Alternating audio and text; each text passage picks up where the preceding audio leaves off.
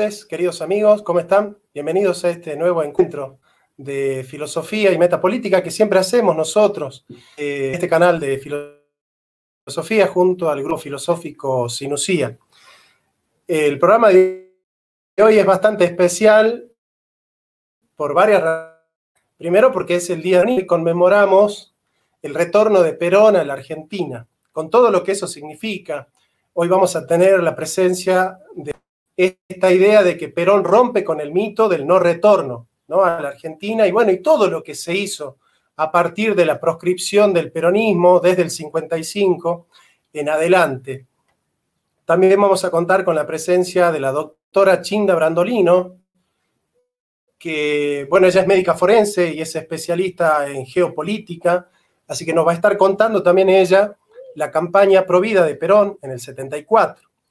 Pero voy a presentar a un entrañable compañero, que él va a hacer la presentación del doctor Marcelo Gullo, y es una sorpresa que teníamos preparada para ustedes. Él es Lucas Carena, que le doy la bienvenida y le doy el pie para que el Día del Militante Peronista.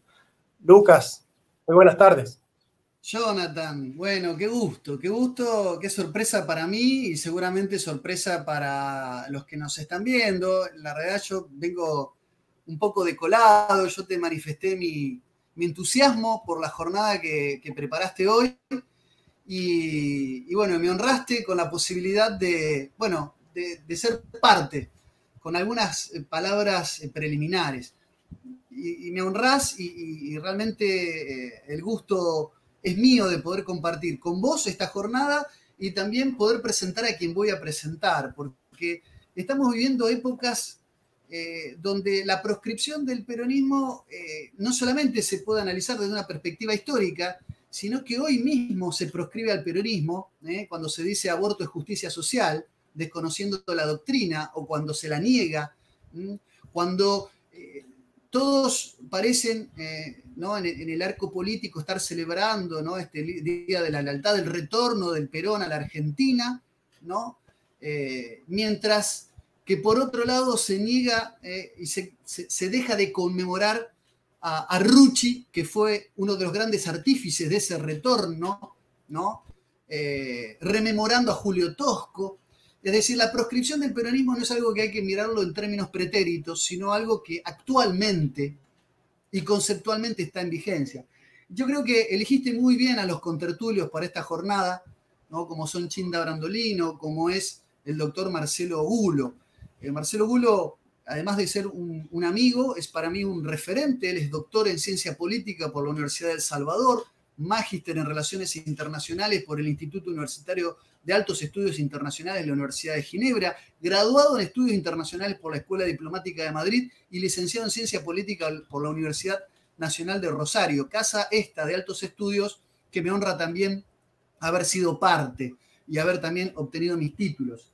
Ambos rosarinos, y compartimos un montón de cosas, y entre otras cosas este amor, ¿no?, por lo que es la verdadera doctrina del pensamiento peronista, hoy todavía proscripto, ¿no? Sobre proscripción del peronismo, Marcelo Gullo es la persona más indicada para hablar, no solamente por su trayectoria, por su lucha, por su militancia, por su formación académica, pero también por sus proyecciones futuras. Así que yo realmente no quiero ser extensivo ni alargar esta introducción. Quiero darle la bienvenida a Marcelo y enseguida agradecerle que nos acompañe Jonathan, a Marcelo Gullo en esta jornada verdaderamente peronista. Marcelo Gullo, las palabras son tuyas, te cedo este tiempo.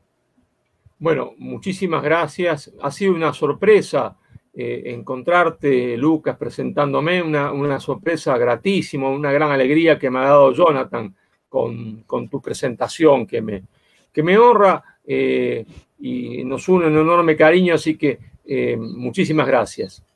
El título de lo que vamos a charlar hoy, no le llamemos ponencia, llamémoslo una charla entre compañeros en un momento donde bien ha hecho Lucas en decirlo, el peronismo está proscripto. esa es la verdad. Está proscripto como estuvo proscripto, ¿no es cierto?, desde la caída de Perón en 1955, con la paradoja de que en 1955 fue la mal llamada Revolución Libertadora, en realidad Revolución Fusiladora, la que va a proscribir el peronismo, y hoy la paradoja es que son los mismos que se autotitulan militantes peronistas, pero que en realidad no lo son, lo que han proscrito al peronismo, ¿se entiende? Porque han proscrito la doctrina de Perón, ¿está? Y el mensaje profundo de Perón, como es el modelo argentino para el proyecto nacional, tomando como ideología de subordinación, importando como ideología el progresismo, como antes habían importado como ideología, ¿no es cierto?, el liberalismo, el neoliberalismo, pues son los mismos que fueron, se entiende, cómplices de Menem, que fueron, se entiende, que estuvieron de rodillas delante de Menem como gobernadores, como intendentes, se entiende, como diputados, lo que hoy han introducido en Argentina una nueva ideología de subordinación que es el progresismo, ¿no es cierto?, y que ha tenido hoy una ofensiva gigantesca tratando de imponer, se entiende, la muerte de los inocentes, la muerte de los inocentes. Decíamos, hoy es una jornada que hemos titulado, ¿no es cierto?, para conmemorar el regreso de Perón. Perón rompe el mito del no retorno. Y esto hay que explicarlo. ¿Qué queremos decir cuando decimos Perón rompe el mito del no retorno? Perón había sido derrotado en 1955 no por argentinos. Los argentinos que derrotan a Perón son simplemente, ¿no es cierto?, los mascarones de proa. ¿Los mascarones de proa de quién? ¿Está de quién? Y hay que decirlo, se entiende con nombre y apellido. Los mascarones de proa se entiende del Imperio Británico.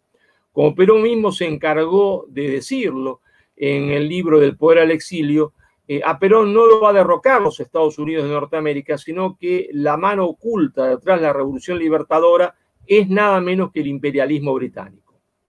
Y como había este imperialismo británico, ¿no es cierto?, derrotado a los grandes conductores del movimiento nacional, que fueron José Gervasio Artigas, José de San Martín, ¿no es cierto?, y Juan Manuel de Rosas.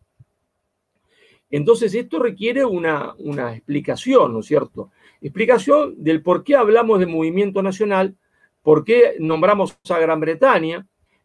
Cualquiera que nos escuchase desde el extranjero podría decir, señores, pero ustedes nunca fueron colonia británica. Claro, deberíamos decirlo nosotros no fuimos colonia, somos una semicolonia británica. Teníamos bandera, teníamos signo, pero en realidad éramos una colonia, se entiende, de Gran Bretaña. Teníamos los atributos formales de la independencia, los atributos formales de la soberanía, sin en realidad tener soberanía. ¿Por qué? Porque Gran Bretaña nos subordinó ideológicamente, porque Gran Bretaña va a penetrar, se entiende, las entrañas de la Argentina, antes incluso del periodo de 1810, y más profundamente después de 1810. Hay de lo que yo denomino la subordinación ideológica cultural. Esa subordinación ideológica cultural, ¿en qué consiste? Consiste en, a través de las logias, predicar, se entiende, ideología de subordinación, ¿está? Que, por supuesto, una ideología después se transforma en praxis, en acción política, para que los argentinos hagan lo que Gran Bretaña quería que hagamos sin necesidad, se entiende, de ocuparnos militarmente, porque la ocupación militar había sido un fracaso. Los habíamos derrotado, ¿no es cierto?, en 1806, y los habíamos derrotado en 1807. Por eso dice Scalabrini, lo que no pudieron las armas, lo obtuvo Inglaterra a través de la diplomacia y a través de la subordinación ideológica cultural, a través de la colonización cultural, decía Arturo Jauretche. Y ellos nos van a exportar, ¿no es cierto?, determinados ítems de subordinación, determinadas ideologías y conceptos clave de subordinación. El primero de ellos nos van a exportar la hispanofobia. La hispanofobia a través de la leyenda negra para cortar el cordón umbilical que nos unía, se entiende, a la madre patria, que había formado en estos territorios de América, se entiende, un pueblo nuevo, un pueblo continente, porque hubo un gran mestizaje y el que estaba dejó de ser como estaba y el que llegó dejó de ser como había llegado. Es decir, hay un pueblo, un continente unido en valores, unido en la misma lengua. Fue si no tuviésemos la misma lengua y los mismos valores. Por eso la prédica, se entiende, de la hispanofobia por parte de Gran Bretaña, a través de la leyenda negra, que es la primera gran fake news de la historia, estaba destinada a cortar ese cordón umbilical para que rechazáramos, se entiende, los valores que España había traído, para que rechazáramos, si fuese posible, la lengua. Y esto no es una exageración.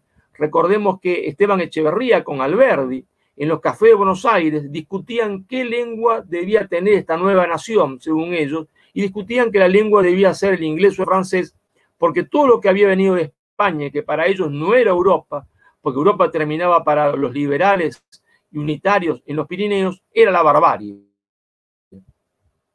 Entonces, Inglaterra nos va a exportar la hispanofobia a través de la leyenda negra. Inglaterra nos va a exportar el libre comercio, porque Inglaterra sabe que el libre comercio inhibe la posibilidad de desarrollo industrial, porque solo a través del proteccionismo económico, ¿no es cierto?, es posible el desarrollo industrial, como lo comprobaba la propia historia de Gran Bretaña y después la historia de los Estados Unidos, después la historia, se entiende, de Alemania, de Japón. Pero a su vez Inglaterra nos va a exportar el iluminismo, es decir, desterrar del corazón de las masas toda idea de trascendencia. Y acá parece que se queman los papeles, ¿no? Porque, claro, todo el mundo entiende. Profesor, usted dice libre comercio y entendemos, inhibe el desarrollo industrial. Dice hispanofobia y entendemos, porque, claro, si rechazamos todo lo que vino de España, tiramos por la borda y explota por los aires la unidad lingüística y cada uno vuelve a las lenguas mal llamadas originarias. Y entonces es imposible comunicarse entre un Perú que hablase quechua, se entiende, un Chile que hablase, se entiende, araucano, y argentino que hablase un poco guaraní, un poco araucano, un poco quechua, una babel idiomática. ¿Pero por qué el iluminismo? Bueno, en realidad era la política más importante para Gran Bretaña, porque la élite política británica, y debemos reconocerlo, es la primera élite autoconsciente del mundo de cómo se construye el poder de las naciones. Ellos han estudiado y reflexionado cómo se construye el poder de las naciones y saben que en el origen del poder de las naciones hay siempre una fe fundante. Y que entonces, si alguien saca esa fe fundante de un pueblo, comienza el proceso de desconstrucción del poder nacional. Por lo tanto, Inglaterra se va a proponer a través del iluminismo que exporta a través de las logias, erradicar del corazón de las masas toda idea de trascendencia para destruir la fe fundante hispanoamericana, para desconstruir el poder más fundamental de la nación hispanoamericana. Entonces, Inglaterra, dijimos, exporta hispanofobia a través de la leyenda negra, exporta, se entiende, libre comercio, exporta iluminismo y va a exportar después nacionalismo de campanario, hacerle creer a cada una de estas repúblicas que metafísicamente había existido de siempre. Es como si metafísicamente existía el Perú. No, Perú no existía. El Perú comienza a existir con el mestizaje. No hay un antiguo Perú, ¿está? Como no hay una antigua Bolivia, ¿está? Comienza a existir a partir de que hay algo nuevo. Es el nacimiento de algo nuevo, pero ese algo nuevo es hermano del que está al lado, es un pueblo continente. Entonces, nacionalismo de campanario, ¿está? Para creer que cada república tiene una entidad metafísica distinta de la otra y que son enemigas una de otra. Claro, Inglaterra va a llenar de sangre, tras bambalina, va a provocar las guerras del Pacífico y la guerra de la Triple Alianza para darle entidad a eso que no tenía identidad, esa prédica que no tenía identidad. Es decir, guerra, la guerra es sangre, la guerra es odio, ¿está? La guerra son rencores, hermanos que se asesinan entre ellos, y entonces guerra del Pacífico, guerra de la mal llamada Triple Alianza o Triple Infamia, como va a decir el viejo Alberdi, el maduro Alberdi, no el Alberdi jovencito de los cafés que se proponía que nosotros hablásemos inglés o francés junto con Echeverría. Claro, de esta forma nos hace una semicolonia, ¿está? Nosotros nos convertimos en una semicolonia, hacemos lo que Gran Bretaña quiere que hagamos. Patria chica, libre comercio, iluminismo, hispanofobia. Hispanofobia estaba presente en el himno como lo cantábamos originariamente. Cuando aparece un hombre en la historia que comprende, se entiende, esta estrategia británica de subordinación ideológica, la rechaza porque entiende que esto es una herramienta de dominación y logra organizar al conjunto del pueblo porque el pueblo tiene confianza en sus palabras y tiene confianza en sus valores, entonces aparece un conductor en la historia. ¿Qué es un conductor? ¿Qué es la conducción? Un fenómeno de confianza mutua. Hay un hombre que entiende más que los otros, ¿está? Y que se decide a organizar ese pueblo para enfrentar al enemigo imperialista. Él tiene confianza en su pueblo. Él tiene confianza que su pueblo lo va a respaldar cuando él le proponga, se entiende, levantarse, está contra esta dominación imperialista. Pero a su vez el pueblo tiene confianza en ese conductor, que ese conductor no los va a traicionar, que los va a acompañar hasta el final. Por eso la conducción es un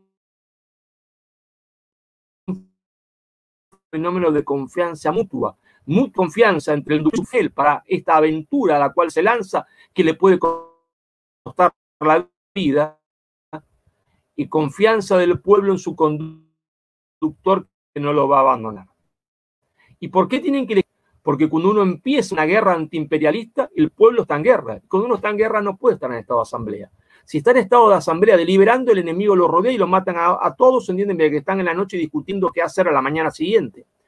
Terminemos con esa estupidez, se entiende, que se enseña en las facultades argentinas, el líder carismático, buscan explicaciones en Max Weber. No existe el líder carismático, lo que existe es un hombre que tiene las agallas suficientes, la inteligencia suficiente y la voluntad suficiente para jugarse por su pueblo, y el pueblo cuando ve esto dice, este es el hombre, este es el hombre.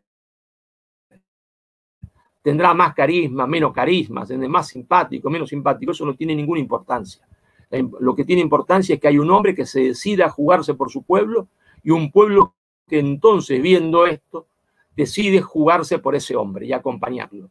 Y el primer hombre en el Río de la Plata, ¿no es cierto?, que intuye todo esto, y que se decide enfrentar al verdadero enemigo que era Gran Bretaña, se llamó José Gervasio Artigas. ¿Está?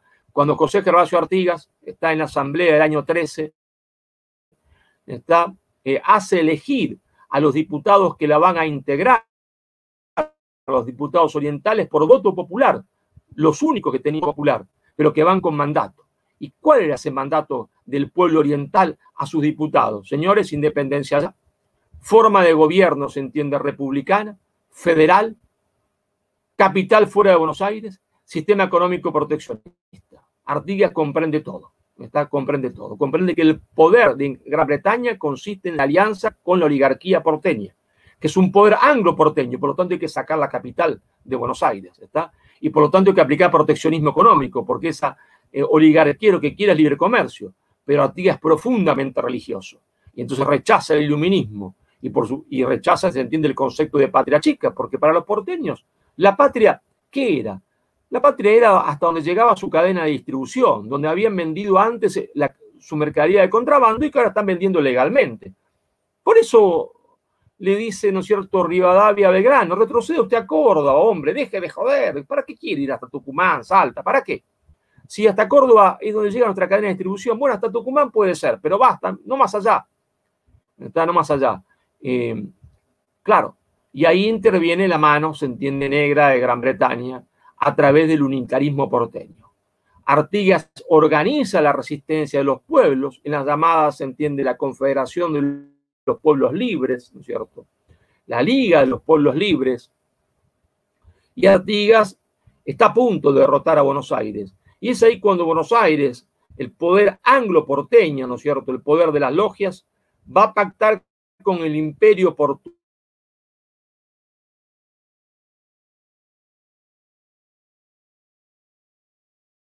del imperio británico. Al 60, el conde de Braganza se alza en armas para destruir la unidad ibérica en la propia península, porque en realidad esa independencia de Portugal en 1640 fue una independencia antipopular, no querida por el pueblo portugués y solo amañada y apadrinada por Gran Bretaña y defendida por Gran Bretaña para que el resto de la península nada pudiese hacer ante esta ruptura de la unidad. Entonces el poder angloporteño le va a cambiar a los portugueses la cabeza de Artigas por la banda oriental. Así es, la cabeza de Artigas por la banda oriental. que ellos ocupen la banda oriental, lo que hoy es la República Oriental del Uruguay, ¿está? Con tal de que maten a Artigas. La actitud del porteñaje es siempre la misma. Entregar jirones de la patria a cambio, se entiende, de las cabezas de los conductores del movimiento nacional. Y Artigas es el conductor del movimiento nacional. ¿Por qué? Porque es el primero que comprende, se entiende, cuáles son las contradicciones fundamentales de la patria. La contradicción, ¿no es cierto? Proteccionismo económico, libre comercio. La contradicción, patria chica, patria grande, patria chica. Y la contradicción, tradicionalismo, se entiende, modernismo, o si ustedes quieren, prefieren llamarla historicismo, iluminismo. Es decir, la contradicción entre decir, nosotros somos lo que somos, toda nuestra herencia nos conforma, y aquellos que dicen no, esa herencia es una herencia maldita, ¿está? Debemos refundar, se entiende, este pueblo con otro ADN.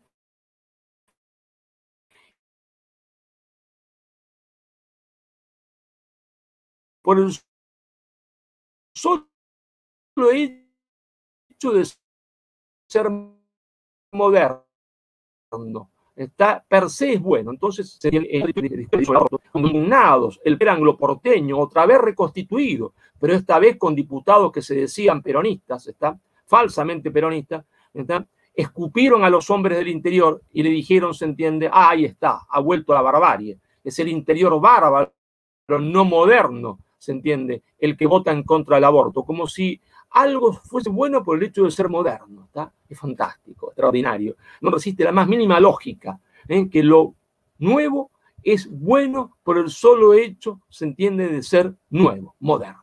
No resiste la más mínima lógica. Entonces, modernismo, tradicionalismo, y Artigas representa todo eso. Artigas representa el proteccionismo económico, Artigas representa la patria grande, Artigas representa la tradición. Claro, el poder angloporteño está pactado con Portugal, le entrega la cabeza a Artigas. Artigas decide entonces su última gran maniobra.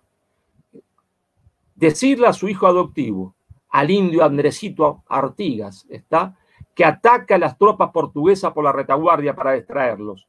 Él los va a esperar en Tacuarembó para enfrentarlos, mientras que su lugarteniente, Pancho Ramírez, tenía que marchar hacia Buenos Aires para derrotar al poder angloporteño y Artigas instalarse en Buenos Aires.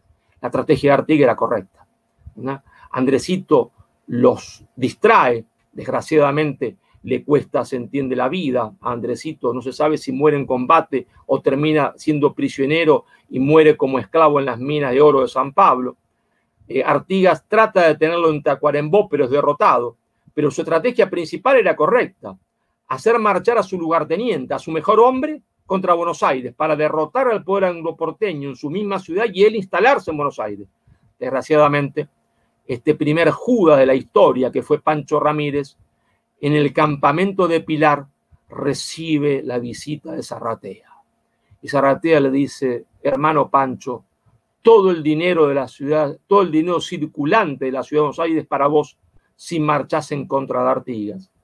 Y Pancho tiene la desfachatez de escribirle una carta a su hermano, diciéndole, hay dinero para repartir para todos. Voy para Entre Ríos a enfrentar a Artigas, que no se enteren otros paisanos de lo que he hecho porque nos matan a todos. Y entonces Pancho, que tiene ahora la artillería porteña, enfrenta a Artigas en la batalla de las Huachas, enfrente de mi ciudad, prácticamente cruzando el río Paraná, cerquita de Victoria y Nogoyá, cerquita hasta las Huachas. Ahí la gran desgracia. La gran desgracia porque Artigas gana la batalla, pero es un día de la Mesopotamia, esos días de neblina terrible, y Artigas está confundido, no sabe que ha ganado la batalla y que tiene que rematar al enemigo. Y entonces decide retroceder. Darle tiempo a que se recomponga Pancho Ramírez, que lleguen refuerzos porteños, y Pancho Ramírez lo va a perseguir en esa huida que Artigas hace hacia el norte. ¿Hacia dónde? Hacia el Paraguay. ¿Y por qué va al Paraguay? Va al Paraguay a tratar de convencer, se entiende, al jefe del Paraguay de que tiene que unir su fuerza contra el poder angloporteño antes que sea demasiado tarde. Es Gaspar Francia. Pero Gaspar Francia no entiende esto. Cuando después de dar 1000 batallas, Artigas logra ya sin ropa prácticamente cruzar el río Paraná y llegar al territorio paraguayo, Gaspar Francia lo pone preso. Y va a estar así más o menos preso siempre. Y va a morir, se entiende, a morir siendo catequista de los indios guaraníes. ¿Verdad? El Imperio Británico lo ha derrotado. Nace el mito del no retorno. El pueblo argentino, porque Uruguay y Argentina son la misma cosa, ¿está? Como decía Metol, mi gran maestro, Metol Ferré, ustedes son argentinos occidentales y yo soy un argentino oriental. El Imperio Británico ha derrotado a Artigas, pero lo ha derrotado no solo militarmente, lo ha derrotado psicológicamente. Artigas está acabado, está quebrado y nunca más puede recomponerse. No quiere hacer nunca más política Artigas, está semipreso en el Paraguay y no va a querer salir nunca ni siquiera de esa prisión que tiene en Paraguay. Y entonces nace el mito del no retorno. El pueblo comienza a pensar ¿para qué tantas peleas? ¿Para qué tanto sacrificio? ¿Para qué tanta sangre? ¿Para qué tanta muerte si el enemigo nos vence y nuestro caudillo, nuestro conductor, nunca más vuelve? Y esto mismo le pasó a San Martín, porque a San Martín lo va a derrotar políticamente y lo va a llevar al exilio. Está ese hombre representante del poder británico, está que fue Bernardino Rivadavia. San Martín no logra conducir el movimiento nacional porque era más bien un militar y no un político, ¿no? Pero también derrotado porque tenía una posición nacional. No hay que confundir posición nacional con movimiento nacional. Son dos conceptos distintos. Hay movimiento nacional cuando aparece un conductor que entiende las tres contradicciones, que encarna las tres contradicciones y organiza a su pueblo. Cuando aparece un político o un militar que comprende una de las contradicciones, él encarna una posición nacional, pero no al movimiento nacional. Tenemos que esperar a la llegada de Juan Manuel de Rosas a la gobernación de la provincia de Buenos Aires para que otra vez aparezca el movimiento nacional. Rosas va a entender las tres contradicciones. Por eso Rosas, ¿qué es? El restaurador. Restaurador de las leyes, no digan pavadas. Es el restaurador de la tradición hispánica. Por eso se lo llamaba el restaurador. El restaurador de la fe que había sido tratada de ser eliminada por la reforma rivadaviana. Por eso la bandera de Facundo, religión o muerte, que era, se entiende, patria grande o muerte, proteccionismo o muerte, tradición o muerte. Y Rosas el restaurador. Pero es este mismo Rosas que en diciembre del año 1835 pone la ley de aduanas. Después de 25 años de aplicación feroz de libre comercio, la Argentina se encamina, se entiende, a hacer proteccionismo económico como estaba haciendo Estados Unidos, que lo hubiese conducido a ser una potencia industrial. Pero claro, otra vez Inglaterra juega sus cartas, otra vez, se entiende, aparece esta vez Brasil, heredero de ese Portugal, la oligarquía brasileña, deberíamos decir más que Brasil, la oligarquía brasileña, como era esa oligarquía portuguesa, que no era el pueblo portugués y que no es el pueblo brasileño. Y entonces, cuando Rosas estaba intentando recomponer la patria grande, es decir, recomponer la unidad con la banda oriental del Uruguay como primer paso para la recomposición de la patria grande, y esto llevaba inevitablemente a la guerra con el Brasil, guerra que la Confederación iba a ganar, porque los militares brasileños saben que no podían ganar esta guerra, aparece, se entiende, un traidor, un segundo traidor, Justo José de Urquiza, que en vez de marchar contra Río de Janeiro, porque era la vanguardia del ejército de la Confederación, el mejor general de la Confederación, marcha con el dinero brasileño contra Buenos Aires. En vez de marchar contra Río de Janeiro, marcha contra Buenos Aires, lo derrota a Rosas, lo obliga al exilio en Inglaterra, a esa prisión en Inglaterra. Rosas no va directamente a Gran Bretaña. Rosas, lo sabemos ahora, hace escala en Río de Janeiro, hace escala en España, y cosa que nunca se ha dicho, Rosas hace una escala antes de Inglaterra en Roma. ¿Por qué? Porque en Roma se va a pactar, se entiende, con quien él había conocido en persona en Buenos Aires cuando era nuncio apostólico en Chile y ahora devenido en su santidad, se va a pactar, se entiende, con representantes del máximo enemigo, que Rosas va a estar preso en Inglaterra, pero que no va a haber la matanza de federales que se espera. Por eso Urquiza detiene la matanza y recién va a venir cuando rompa ese pacto Mitre. Pero el hecho es que Rosas termina sus días muerto de hambre, está como había terminado, se entiende, Artigas, el hombre más rico de la Argentina, se entiende, no tiene ni siquiera para comprarse ropa en el invierno, se entiende, de Inglaterra. Y le dice a su hija, no quiero que vengas a verme para que no me veas en este estado. Así muere, se entiende, el segundo gran conductor del movimiento nacional, que se llamó Juan Manuel de Rosas. Y de ahí se entiende la gran tragedia después de Pavón, se entiende, la matanza de federales. Las tropas mitristas matan 60.000 federales. 60.000 federales no nos dice nada, ¿no? Hagan un cálculo. Si la Argentina tenía 1.200.000 habitantes, 60.000 federales, es como matar ahora casi 2 millones de personas. Es una enormidad, una bestialidad. Nadie en la historia de Argentina ha sido tan genocida, se entiende, como el general Mitre. Mal llamado general, porque jamás perdió una sola batalla victoriosa, se entiende. Mal llamado poeta, porque no podía hacer, ni se entiende, ni un poema, pero bien representante del poder británico. 60.000 federales muertos, equivalente a 2 millones de personas. Y otra vez, en el inconsciente del pueblo, el mito del no retorno. Peleamos junto a Artigas, fuimos derrotados y Artigas nunca más volvió. Peleamos junto con Rosas, Rosas fue derrotado y Rosas nunca más volvió. Pasan muchos años, no se recompone el movimiento nacional, no. Aparece una posición nacional, era bastante. No se le podía pedir más a este hombre, que era Hipólito Yrigoyen, que no entiende el tema del libre comercio, intuye el tema de la hispanidad y después la va a comprender perfectamente y va a ser el primer presidente del mundo en decir hay que festejar el 12 de octubre. El tan denostado festejo hoy del 12 de octubre fue instaurado por primera vez en el mundo por Hipólito Yrigoyen, presidente de la Argentina, primer presidente elegido democráticamente de la Argentina.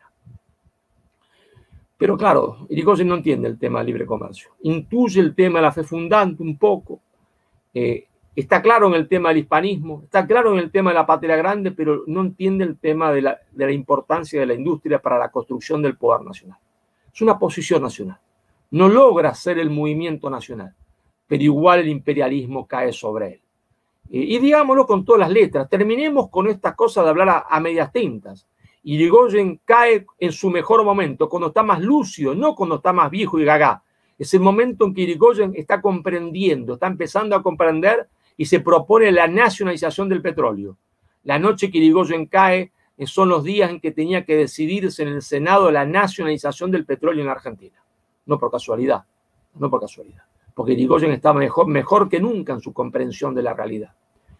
Y entonces otra vez una noche negra invade la Argentina hasta ese junio glorioso de 1943. Sí, junio glorioso de 1943, porque es el inicio de la segunda insubordinación fundante de la Argentina. La primera insubordinación fundante conducida por Juan Manuel de Rosas. Rechazo a la ideología de subordinación predicada por Gran Bretaña y a impulso total para la construcción del poder nacional.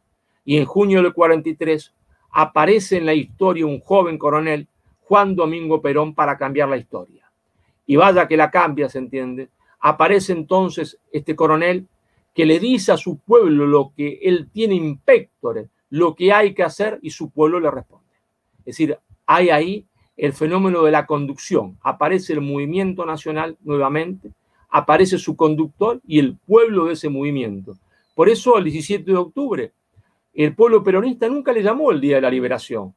Era lógico, ¿no? Lógico llamarlo el Día de la Liberación, el día que se liberó, pero no. El pueblo peronista le puso inmediatamente el Día de la Lealtad. ¿Y por qué? Le puso el día de la Lealtad y no el Día de la Liberación. Porque ese día el pueblo fue leal con Perón, con su coronel. El coronel estaba preso y lo iban a matar, y el pueblo lo libera. Se jugó la vida por su coronel, pero su coronel se jugó la vida por su pueblo. Porque el coronel podría haber dicho, señores, está todo muy bien, muchas gracias, me liberaron, chao, me voy. Ya casi estuvieron a punto de matarme. Y Perón les dice ese día desde el balcón, ahora soy coronel del pueblo. Ahora soy coronel del pueblo. Ese fenómeno de la lealtad, que es la conducción política, la lealtad del conductor hacia los conducidos y de los conducidos hacia su conductor. Y los mejores 10 años de la historia argentina. Los 10 años más gloriosos de la historia argentina, donde se entiende hubo un pueblo feliz. Sí, un pueblo feliz. Un pueblo que no recogía basura por la calle, que es lo que nos pasa hoy. Tendría que caerse la cara de vergüenza, lo que se llaman peronistas hoy. Caerse la cara de vergüenza al presidente de la nación, que, bueno, ese ni dice que es peronista, dice que es socialdemócrata, por lo menos tiene un aliciente. ¿Está? Cuando se ve que se recoge, se entiende por la calle, que nuestros compatriotas recogen basura para comer por la calle. Los 10 años más felices del pueblo argentino. ¿Está? La justicia social, la industrialización, pero la construcción del poder nacional. La Argentina, siendo un país insignificante, el cuarto país en el mundo en construir un avión a reacción. La Argentina comienza el proceso que la va a llevar a poseer la tecnología más importante del mundo, más difícil del mundo, la tecnología nuclear. Perón va a crear la Comisión Nacional de Energía Atómica.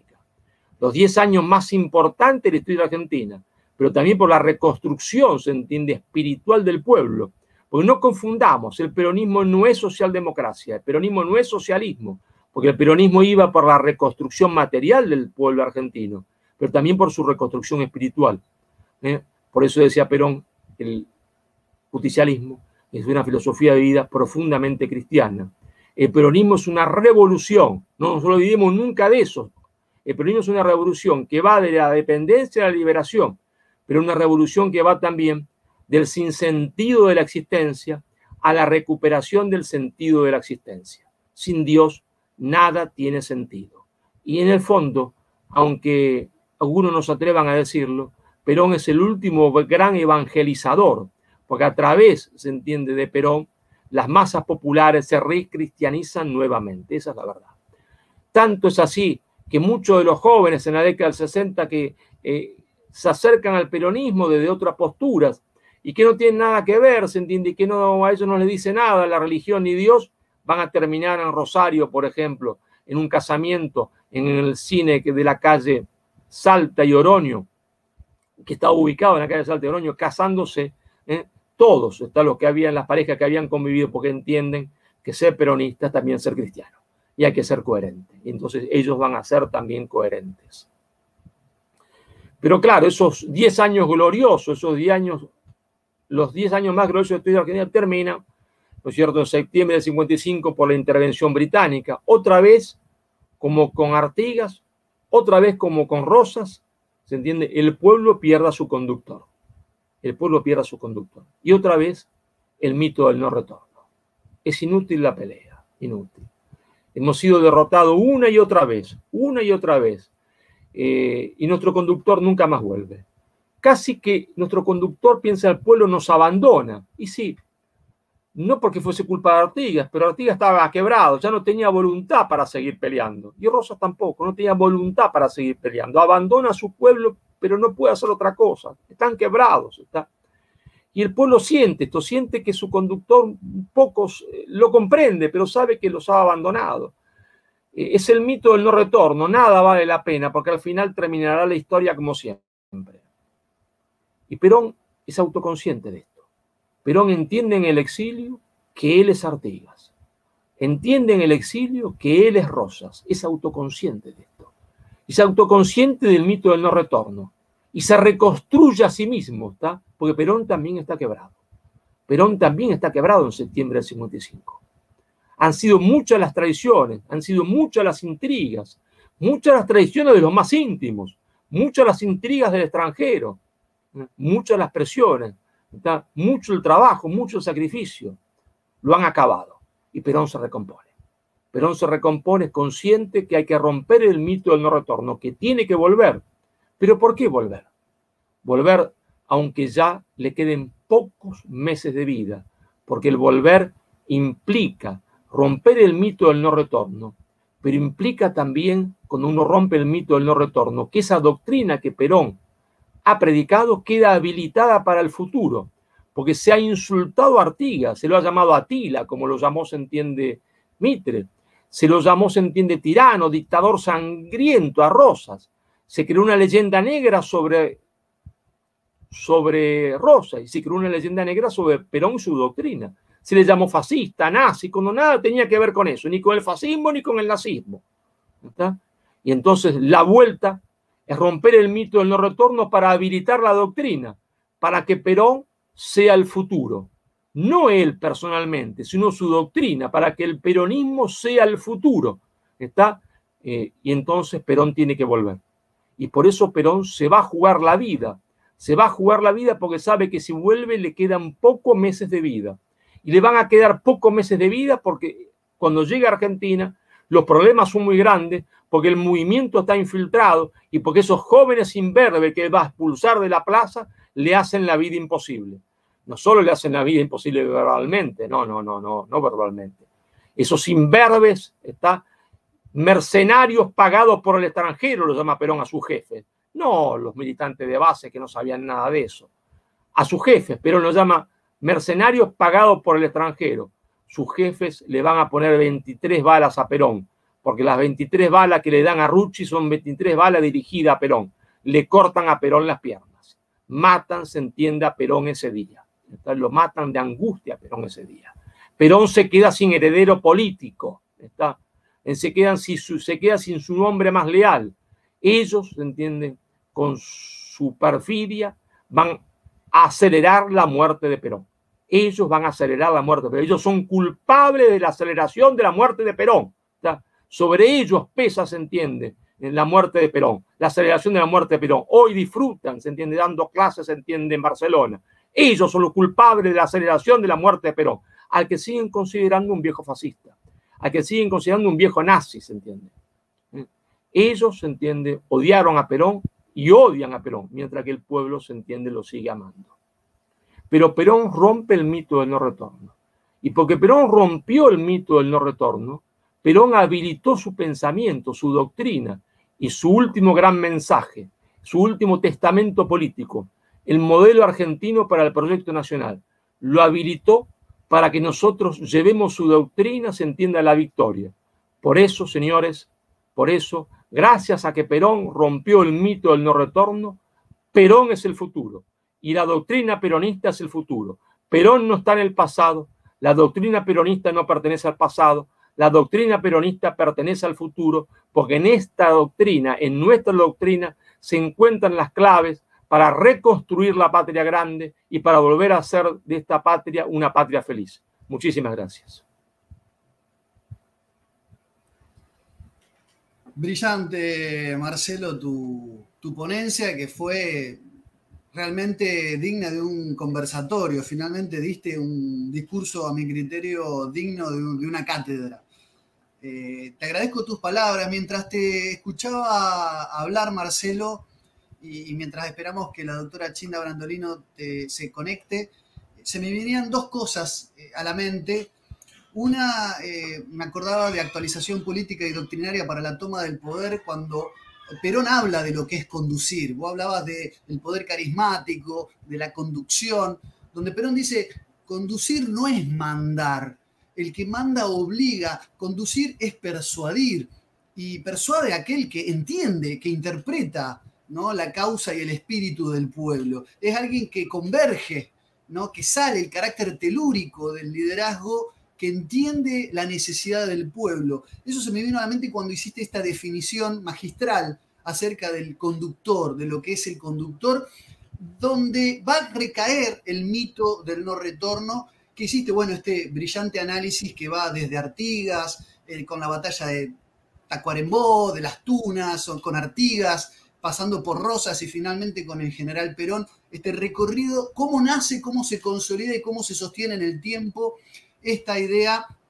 del mito del no retorno y cómo el general Perón rompe con este mito, ¿no? Y la reacción, esto de las 23 balas. No olvidemos que Montoneros se ufanaba de las 23 balas que le pusieron a Rucci, ¿no?, que iban dirigidas, como bien dijiste, Marcelo, a Perón, ¿no? En aquella época había una publicidad de las galletitas Traviata que tenían 23 agujeros. Vos fijate la malicia y la sorna con la cual pensaron la operación Traviata, haciendo un juego de palabras, de decirle, tiene 23 agujeros como las galletitas que en la publicidad decía tiene 23 orificios, que eran las galletitas Traviata. Por eso operación Traviata, ¿no? Una malicia y un odio al peronismo, al verdadero conductor, además del mote de fascista, de nazi, como bien expresaste. Así que se me vinieron a la mente esas cosas, ¿no? Y yo no sé si ya tenemos a Chinda, si no podemos hacerte alguna pregunta más como para redondear tu tema. Ya Chinda la veo en línea conectada. Yo sigo acá dándole una mano a Jonathan con la conducción. Me metí porque realmente me fascinaba esta tertulia que habían organizado. Por eso estoy presentando, no estoy sustituyendo a Jonathan, simplemente se lo aclaro al público. Mira, acá tenemos alguna pregunta y vamos a dar paso, ¿no? De Flavio Jerez. Dice, ¿cómo es posible explicarle al ciudadano de a pie la tercera posición justicialista con medios que bombardean, solos con dos opciones? Esta falsa disyuntiva, esta falsa dicotomía de izquierda y derecha, neoliberalismo y socialdemocracia. ¿Recurrimos a explicarle la historia? Pregunta Flavio Jerez. Un poco me parece pertinente la pregunta como para ir redondeando tu ponencia y después ya empezamos con la doctora Brandolini. Bueno, la historia está siempre. La historia, nada puede ser explicado, se entiende, sin la historia, porque ¿qué es, no es cierto, la política? La política es historia en construcción. ¿Y qué es la historia? La política que fue. Es decir, siempre tenemos que recurrir a la explicación histórica. Pero hoy podemos decir, como cosa muy sintética, aquello que predica la oligarquía financiera internacional, que son los amos del mundo, no puede ser bueno para los pueblos del mundo. Es decir, es una cosa de pura lógica. Si los amos del mundo, si los buitres del mundo, aquellos que poseen la deuda externa de los pueblos, ¿está?, predican algo, que sí que es eso que predican para los pueblos no puede ser bueno para los pueblos, ¿está? Y si estos vampiros del mundo, a través de sus fundaciones, ¿está?, dan dinero tanto a los neoliberales, ¿está?, como a los progresistas, es decir, tanto a los neoliberales que predican el libre comercio, la apertura indiscriminada de la economía, la desregulación del mercado de trabajo, que en realidad quiere decir quitarle derecho a los trabajadores, quiere decir que eso no puede ser bueno para los pueblos del mundo. Si predican el neoliberalismo, quiere decir que eso no puede ser bueno para los pueblos del mundo. Pero si estos buitres del mundo, ¿está?, a través de sus fundaciones, y que constan en los libros contables de los Estados Unidos, de Francia, de Canadá, de Suiza, de España, a través de sus fundaciones, dan dinero, ¿está?, a los profesores, a los políticos, a las ONG, se entiende, progresistas, que intentan imponer a rajatabla el aborto, que intentan imponer la ideología de género, ¿está?, que intentan imponer el multiculturalismo para destruir la unidad nacional. Quiere decir entonces que eso no puede ser bueno para los pueblos. Está claro que si la oligarquía financiera internacional, a través de sus fundaciones, indirectamente hace que se predique el neoliberalismo y el progresismo, que nuestro camino sigue siendo como siempre la tercera posición, ¿está? No por estar equidistante de uno y de otro, sino porque supera al neoliberalismo, se entiende, y supera, se entiende, al progresismo, porque el neoliberalismo y el progresismo no son otra cosa, se entiende en realidad, ¿está?, que liberalismo, se entiende, y marxismo degradados. Neoliberalismo y marxismo degradado. ¿Qué es, se entiende, el progresismo? Es lo mismo que el paco a la cocaína, ¿está?, que el paco a la cocaína. Eso es. Y por lo tanto, son ambas cosas visiones del mundo. Una explicación del mundo que excluye la idea de Dios.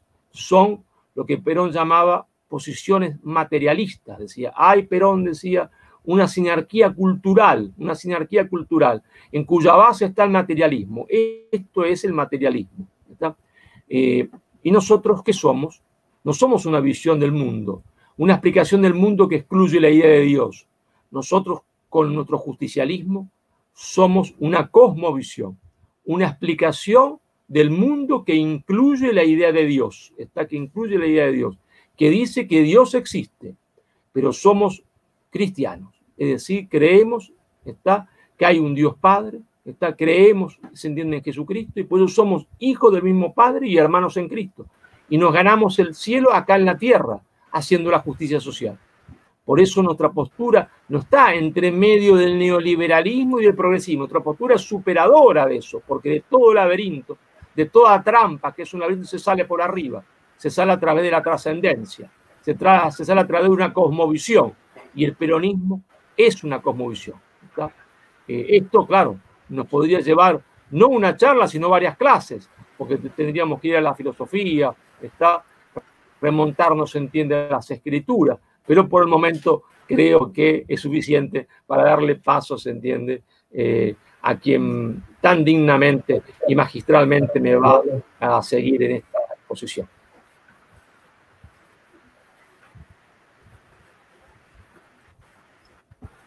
Querido Marcelo, querido Lucas, te quería hacer la última pregunta, porque ya la tenemos a Chinda en minutitos, está terminando de atender el último paciente que ella tiene. Te quería hacer una pregunta. Nosotros, los del interior, ¿tenemos que seguir el federalismo de Rosas, que es un federalismo liderado por Buenos Aires, o tenemos que seguir el federalismo de Güemes y de Artigas? No, te pregunto como alguien del interior profundo, de Salta profunda. Es una falsa opción. Es una falsa opción que intentó, se entiende, algunos hombres de buen pensamiento, de buena intención, para hacerse esnovista y crear una... No hubo nunca contradicción entre Rosas, se entiende, y las provincias. Y Arturo Jauretche lo explicó perfectamente. La ley de aduana fue saludada por Salta, la legislatura de Salta saludó la ley de aduanas, escribió loas de la ley de aduanas, se entiende, Tucumán lo mismo, Santiago del Estero lo mismo, era la reconstrucción del cordón industrial, no hubo ninguna contradicción, es una falsa contradicción. Artigas es Rosas, Rosas es Artigas, Perón es Rosas, Rosa es Perón. Es decir, no hay ninguna contradicción en esto, no hay ninguna contradicción. Ahí se trató de romper la unidad nacional poniendo una contradicción que en realidad no ha existido para justificar, se entiende, la gran traición, se entiende, de Urquiza, ¿está? Y llamarlo federal a Urquiza cuando en realidad habría que llamarlo traidor, ¿está? Porque eso es lo que fue. Fue un traidor, como lo demuestran los documentos publicados por José María Rosas, cuando se instala José María Rosas en los archivos de Itamaraty y va a escribir su famoso libro sobre el pronunciamiento de Urquiza, demostrando que acá no había ninguna pelea entre federales, sino que, se entiende, se trataba simplemente de un soborno que Itamaraty le hace, se entiende, que la oligarquía brasileña, el imperio de Brasil, le hace a Urquiza, ¿está? Le hace a Urquiza. Y aquellos pobres lugartenientes, se entiende, de Urquiza, que fueron engañados porque le dijo, no vamos contra Rosa, no se vayan a pensar esto, que está viejo y no quiere la Constitución, finalmente se dieron cuenta de quién era Urquiza, como fue López Jordán, y finalmente, se entiende, dijeron, es la última que no hiciste después de Pavón, ya nos traicionaste varias veces, ahora sabemos quién sos, y lo ajusticiaron como tendrían que haberlo hecho mucho tiempo antes, en el Palacio San José de Urquiza. No hay ninguna contradicción, son falsas contradicciones creadas por un falso revisionismo que quiere poner, se entiende, una cuña, se entiende, ahí en el federalismo cuando nunca esa cuña existió. Nadie quiso, se entiende, a Juan Manuel de Rosas más que el gran caudillo de la provincia de Santa Fe, Estanislao López, y con nadie fue tan amigo Rosas que con Estanislao López y con Facundo Quiroga. Es el enemigo el que puso esa cuña, no tiene nada que ver con el pensamiento nacional.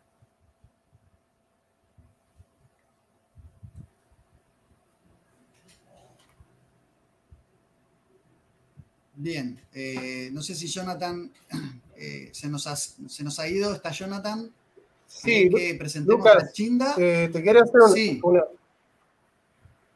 Te quería hacer una pregunta. Sí, hay varias interpretaciones de la Revolución de Mayo. Una interpretación que yo sigo, por ejemplo, a Tulio Alperindongui, donde plantea que la Revolución de Mayo fue una readaptación a una nueva circunstancia, una coyuntura política, siguiendo el derecho español. Y por otro lado, una interpretación progresista que sostiene que la Revolución de Mayo es el brazo izquierdo de la Revolución Francesa. ¿Qué nos podés decir de eso? Porque, bueno, ya la tenemos a la Chinda, pero brevemente una respuesta. No, muy breve porque no quiero copar, aparte en este interludio entre la conferencia magistral de Marcelo y la de Chinda, ponerme a responder yo preguntas, no viene el caso. Yo soy, y Marcelo está de acuerdo conmigo, de que hay una interpretación de un hispanismo excesivo, que no comparto, de que los procesos de independencia fueron producto de una balcanización digitada exclusivamente por la corona británica, solamente para dividir y fragmentar. Que hubo nacionalismo de campanario, los hubo y lo sigue habiendo.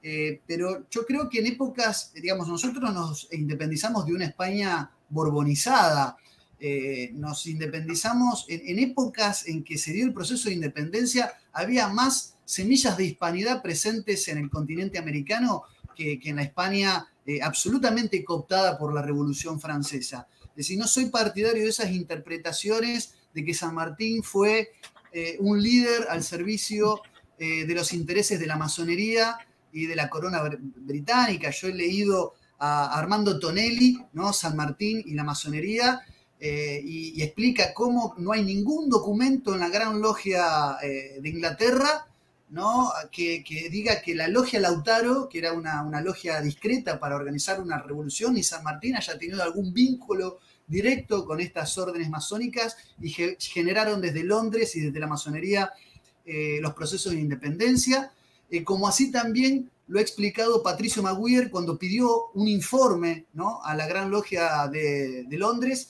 y no había ningún registro, ningún documento, cuando este tipo de organizaciones se caracterizan por tratar de ufanarse del mecenazgo de los próceres, de ser los que apadrinaron a los distintos movimientos revolucionarios, le contestaron por correspondencia de que no tenían en ningún registro el nombre de San Martín en estas logias. Entonces digo, yo no creo en ese proceso. Creo que fue un proceso que continuó la hispanidad en algún punto, pero con características novedosas. Lo aclaro porque muchos asocian a la Revolución de Mayo como un proceso netamente balcanizador, digitado por los intereses de la corona británica. No es esa. Creo que Marcelo Gulo estaría de acuerdo conmigo, ¿no? Que la interpretación que hacemos de los procesos de independencia de Iberoamérica. Nosotros nacemos en lucha no con España, ¿se entiende?, sino contra el imperialismo Borbón. Porque a partir de la llegada de los Borbones a España, ya España no es España. España está gobernada por una monarquía que detesta a España y todo lo que España había significado, ¿se entiende?, metafísicamente. Es decir, los Borbones detestan y odian a España, ¿está? Y se han hecho, ellos que fueron los enemigos de España, los enemigos eternos de España, se han hecho dueños del trono de España, ¿no? Nosotros nacemos en lucha contra el imperialismo Borbón. Pero ya está Gilda ahí, creo, ¿eh? A ver, tenemos que escucharla a ella ahora. Está Chinda Brandolino con nosotros. Hola Chinda, ¿cómo estás? Hola, queridos amigos, una alegría. Lucas, Marcelo, gracias por estar aquí con ustedes, ¿no? Les agradezco a todos esta invitación. Hermoso. Bueno, gracias por sumarte. Bueno, simplemente les recuerdo Chinda Brandolino, médica egresada de la Universidad Nacional de La Plata, especializada en clínica médica, medicina del trabajo, medicina legal, una gran, también una gran pensadora en estos tiempos donde la doctrina está proscripta, ¿no? Se ha visto envuelta en combate contra el flagelo del aborto, no solo en nuestro país, sino en todo el mundo de habla hispana. Es realmente seguida por muchos. Es la mujer del pañuelo celeste, la tenemos hoy con nosotros. Y hoy la teníamos para hablar un poco también de esto. Se está presentando un nuevo proyecto, mientras están todos distraídos, se está presentando un nuevo proyecto, le vamos a preguntar por eso. Y además, en esta situación de pandemia ha sido una de las voces disonantes, discordantes, con lo que está pasando en la situación de pandemia. Yo te aclaro, Chinda, que le ofrecí a Jonathan, no sé, presenciar la tertulia de hoy y me invitó a formar parte como presentador. Así que por eso me ves acá. A ambos los he tenido, tanto a vos, Chinda, como a Marcelo en mi canal, y para mí es un orgullo poder reencontrarme con ustedes nuevamente. Gracias, querido Lucas. Me encanta que seas el presentador y el coordinador Bueno, es rarísimo, pero en esta mesa que estamos compartiendo, todos, valga la redundancia, compartimos ese mismo pensamiento, cosa muy rara. Cuando ustedes hablaban de la hispanidad, cuando Marcelo hablaba justamente, nuestra gesta de la independencia fue no solo en el Reino de Indias, nosotros, sino en España, contra la corona borbona, que eso es lo que nuestros jóvenes tienen que saber.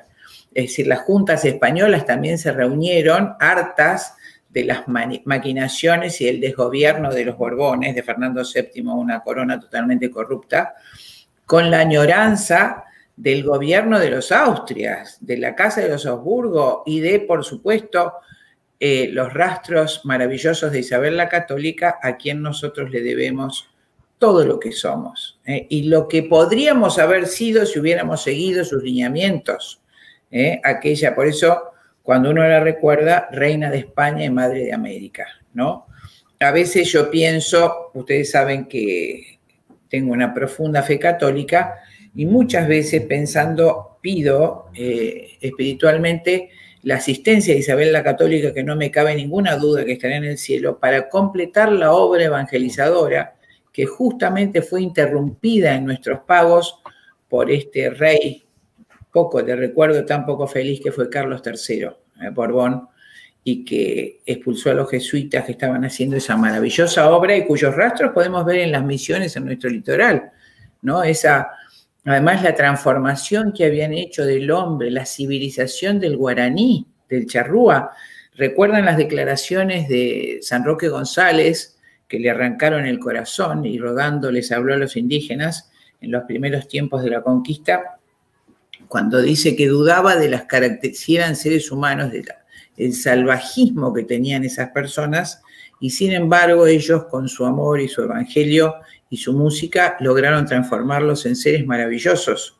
Quien conoce ahora los descendientes de los guaraníes, ves personas de tanta inteligencia, ¿no? De tanta sagacidad. Y cuánto podría haber sido nuestro maravilloso continente si hubiéramos seguido esos lineamientos y no las fantasmagorías liberales que nos han querido imponer y con las que siguen, ¿no? Los intentos de nuestros falsos gobernantes. Bueno, así que nada más completando lo que Marcelo había explicado recién sobre la gesta de la independencia. Chinda, así que, sí. La campaña pro vida de Perón en el 74, así se titula un poco la ponencia. Hoy estamos reunidos conmemorando el retorno, ¿no?, de Perón a la Argentina, aquella foto de Perón y Rucci con el paraguas, tan emblemática. Marcelo, el doctor Marcelo Bulo acaba de hablar del mito del no retorno, y hablábamos al comienzo de esta charla de que la proscripción no solamente se limita a los 17 años de proscripción del peronismo históricos, sino en cada embestida que contra su doctrina se sigue dando, ¿no? Y una de ellas es negar la existencia de un peronismo que fue desde el comienzo y en todo momento pro vida, ¿no? Y que dejó incluso doctrina, dejó documentación sobre incluso la cuestión de población, el proyecto nacional. Así que, Chinda, la idea de tu exposición se titula así, y te cedo la palabra para que nos ilustres sobre esta concepción cristiana y pro vida de Perón. Gracias, querido Lucas. A vos, a Marcelo, no les traeré nada nuevo, pero vale la pena recordar que fue el único presidente de la República Argentina que tomó una posición abismalmente clara y determinada frente al aborto y al control de población. Cuando él advino en el año 74, hace su plan trienal, y en el plan trienal, que se llamaba así, Plan Trienal para la Reconstrucción y Liberación Nacional, que lo escribe y expone en diciembre de 1973, hace, por supuesto, una verdadera locución demográfica. El poblamiento del vasto territorio argentino es una de las preocupaciones y ocupaciones de nuestras élites. Perón fue el último estadista en formular una política global al respecto. No solo hace una política global, sino que la transforma en un decreto, si recordás. El decreto fue el decreto 659 del 28 de febrero de 1974. En ese decreto alude a los intereses no argentinos detrás de la promoción del control de natalidad. En sus fundamentos, el decreto aludía al accionar de intereses no argentinos que desalentaban la consolidación y expansión de las familias, promoviendo el control de natalidad, desnaturalizando la fundamental función maternal de la mujer, y fíjate esta frase, distrayendo a los jóvenes de su natural deber como protagonistas del futuro de la patria.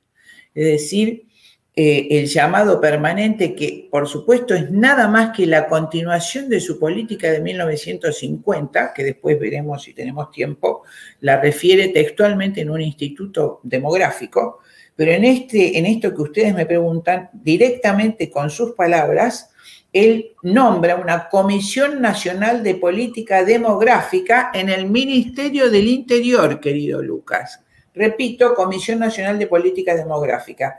Y su misión, en palabras del mismo Perón, proyectar una política nacional de población e intensificar el crecimiento, fíjate vos, cuantitativo y cualitativo de la población argentina y su más adecuada distribución regional.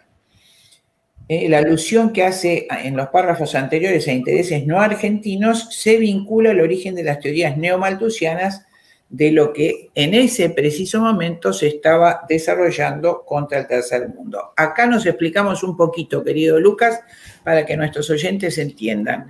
Estados Unidos, manejado ya por la Fundación Rockefeller desde el año 1903, había logrado, a través de la influencia de estas corporaciones privadas, que determinados presidentes apoyaran inclaudicablemente el exterminio poblacional de los países en desarrollo.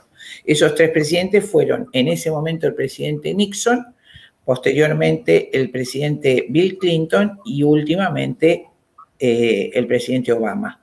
Estos tres presidentes toman como misión vital el exterminio de la población en los países en vías de desarrollo en el que se ubica la República Argentina.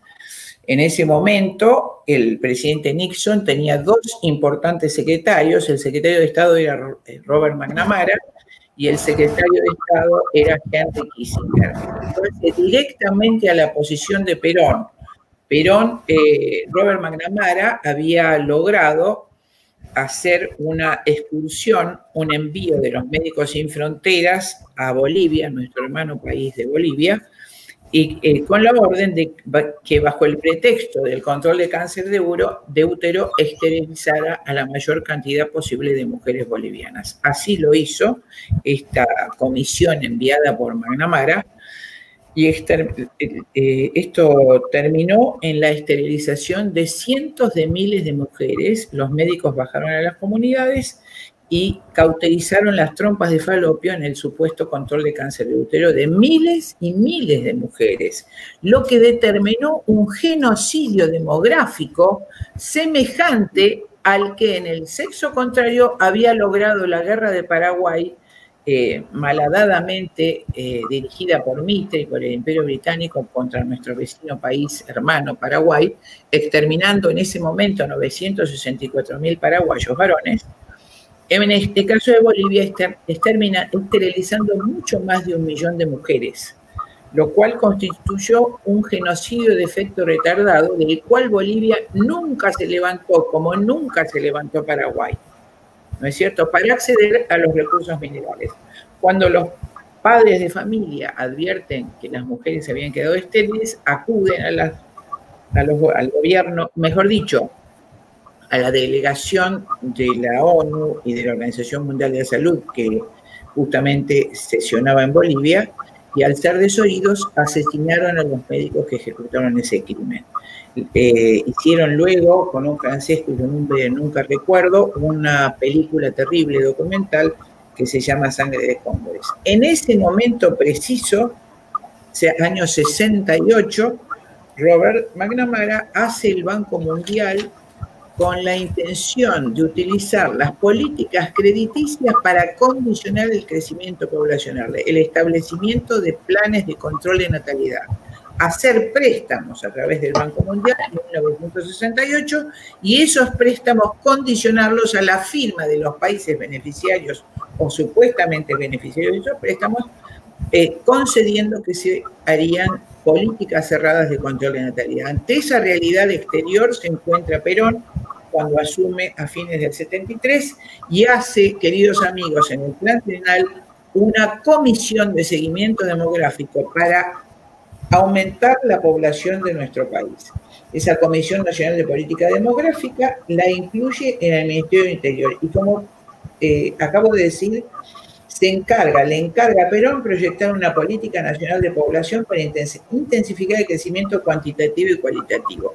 No olvides que en ese proyecto trienal, Perón habla específicamente de retomar la riqueza de la educación que había sido o había decrecido o se había depreciado en los últimos años de los gobiernos anteriores a él. Él tenía muy en claro que no era solo numérica la población que debía aumentarse en nuestro país, sino que debía ser calificada.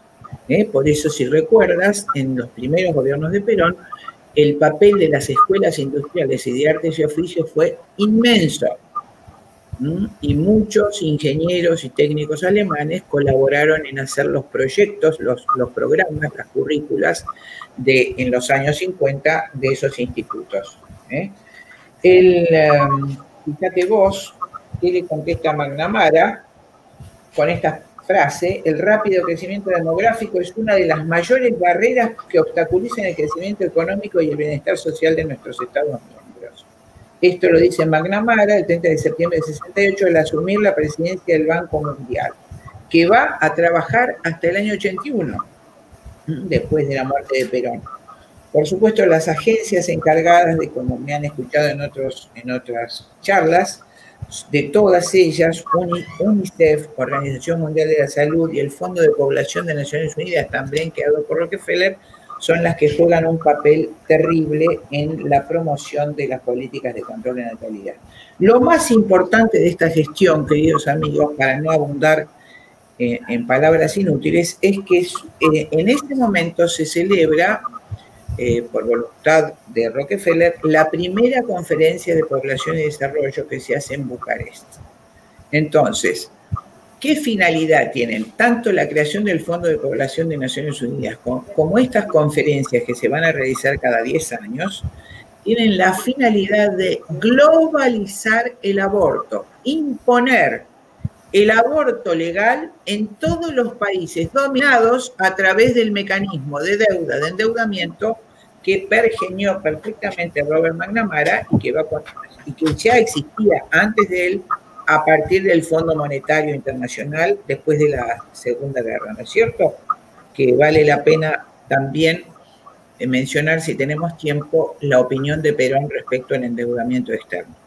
Pero, volviendo a este momento, celebran entonces, Rockefeller hace el Fondo de Población de Naciones Unidas y va a generar cada 10 años las conferencias de población y desarrollo. Esta se hace en 1974, a principios del 74, los delegados son presionados terriblemente el año anterior en Nueva York, que han estado, como muchos de nosotros allí, sabe perfectamente la presión terrible que hacen sobre los delegados para obligarnos a aceptar términos que son impuestos por ellos. Por ejemplo, aceptar el término salud reproductiva, que incluye en los documentos que se firman aborto, control de natalidad y aborto, y reparto de anticonceptivos. Es decir, entonces, servicios de salud para niños y adolescentes implica aborto para niños y adolescentes. Toda esa presión se ejerce antes de la población.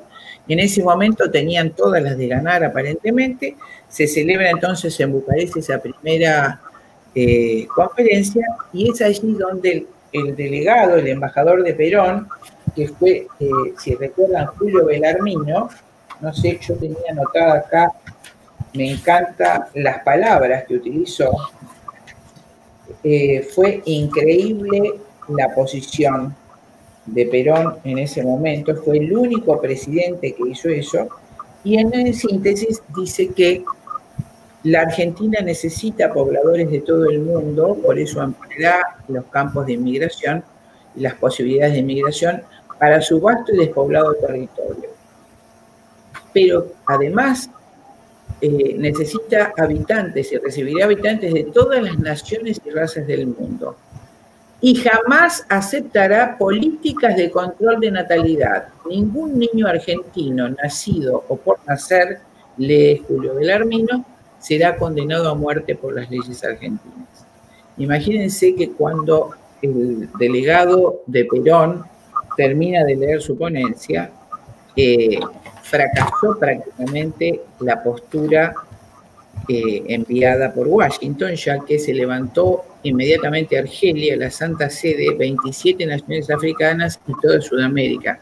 Fue un fracaso terrible para Estados Unidos la posición de la Argentina, y por eso Perón fue el blanco de odio de Henry Kissinger. En ese momento, repito, el secretario de Estado del mismo presidente, de Nixon, era Henry Kissinger, y al ver el resultado del fracaso de la conferencia de Bucarest por acción de la República Argentina, eleva aquel famoso informe del que hablé muchas veces, querido Lucas, que se llamó Implicancias del crecimiento poblacional para la seguridad de los Estados Unidos y sus intereses de ultramar, más conocido como Informe Kissinger o Memorándum 200. Este documento Kissinger lo hace en respuesta a la intervención de Perón en el mundo.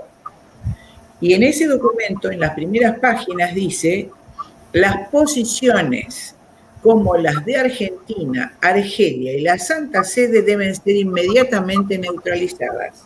Hay que educar y estimular a los dirigentes. Fíjate vos que hay una respuesta directa y un odio terrible hacia Perón, que lo va a reiterar el mismo Kissinger años después, 11 años después, en 1985, cuando hace el discurso inaugural de la Asamblea Plenaria de la Trilateral Commission, de la Comisión Trilateral. Dice que hay que limitar a la Argentina y que eventualmente hay que libanizarla por todas las intervenciones que ha tenido claramente en contra del Imperio Británico y de los intereses europeos. Arranca su alocución diciendo que ya en 1806, 1807 había repelido las bondades de Inglaterra, la tiranía de Rosas había impedido la libre navegación de los ríos, Hipólito Yrigoyen no había sido consecuente con la embajada de Washington, el cardenal Drago, en fin, empieza a enumerar, pero lo interesante, y por eso lo menciono, dice el mismo Kissinger en 1985, y Perón, que nacionalizó los resortes de la economía. Por eso debimos destruirlo. ¿Te parece, dice al final, es tristísima esa locución, esa carta, que hemos controlado la situación, que hemos destruido completamente la Argentina? Pero si la Argentina, dice Kissinger, no acepta su papel de exportador de materias primas, debemos proceder a su libanización. Estas son textuales palabras de Henry Kissinger en ese documento, que es la introducción a la Asamblea Plenaria de la Trilateral Commission en 1985. Él, con sus palabras, dice que Perón hizo lo que debe hacer un Estado que quiere crecer y que quiere independizarse de esta esclavitud, que fue nacionalizar los resortes de la economía. Ese mismo Kissinger, años antes, 11 años antes, cuando hace el informe Kissinger, dice que las posiciones de Argentina, Argelia y de Santa Sede deben ser inmediatamente neutralizadas. Fíjate, Lucas, y ojalá nuestros oyentes alcancen a entrever la posición impresionante o el peso impresionante que tuvo la opinión de Perón en el mundo, en una conferencia que era internacional, que movió la posición de la mayoría de los países.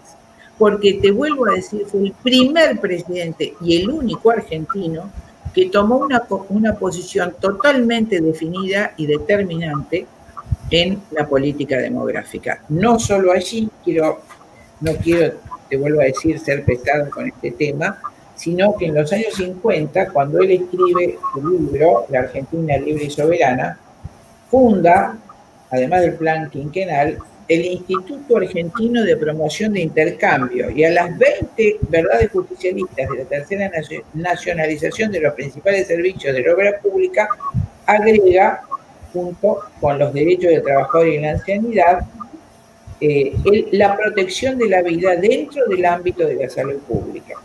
En ese rubro plantea la creación de centros materno-infantiles que están diseminados por todo el territorio como la máxima garantía de protección para el ser que llegará. ¿Escuchaste las palabras?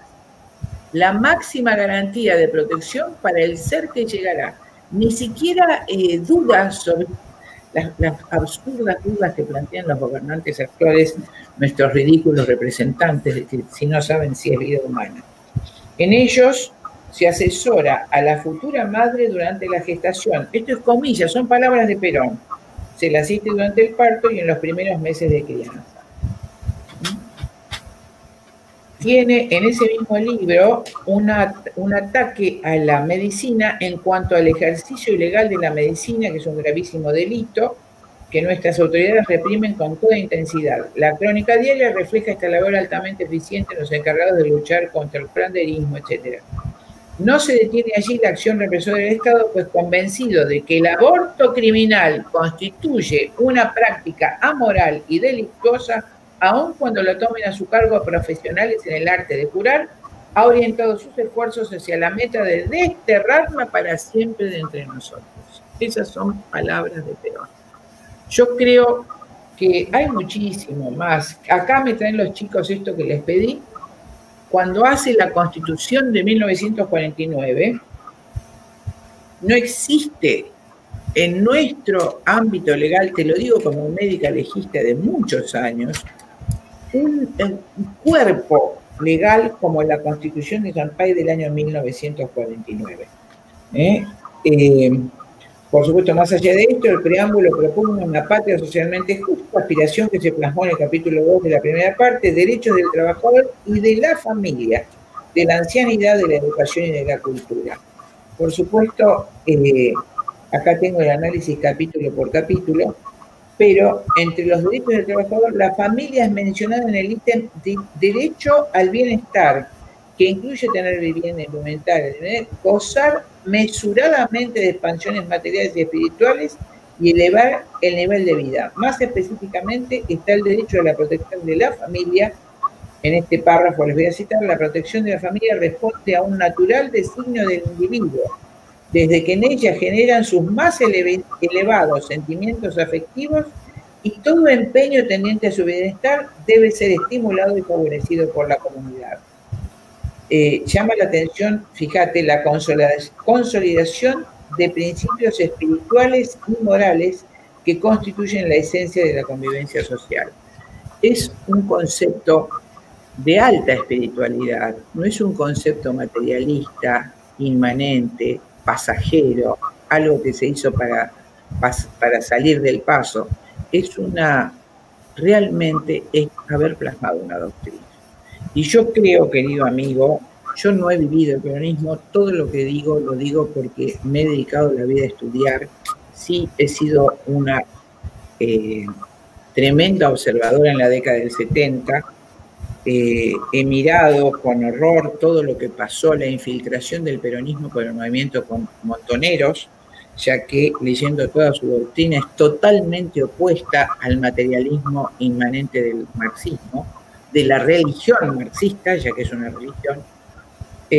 Vi con horror cómo se infiltró a través del movimiento Montoneros este enorme, hermoso movimiento peronista, con un cuerpo de doctrina increíble, con una constitución increíble que hubiera sido la garantía de un Estado grande, donde se tomaron todos los aspectos de la vida social, todos los estamentos. El trabajador adquirió, por supuesto, un nivel enorme, no para hacerlo como ahora, en nombre de Perón, hacer lo que Perón abominó, que es que vivan como mendigos de subsidios, sino para que la obra pública y el desarrollo económico del país fuera la fuente verdadera de trabajo para toda la gente que habitaba este suelo.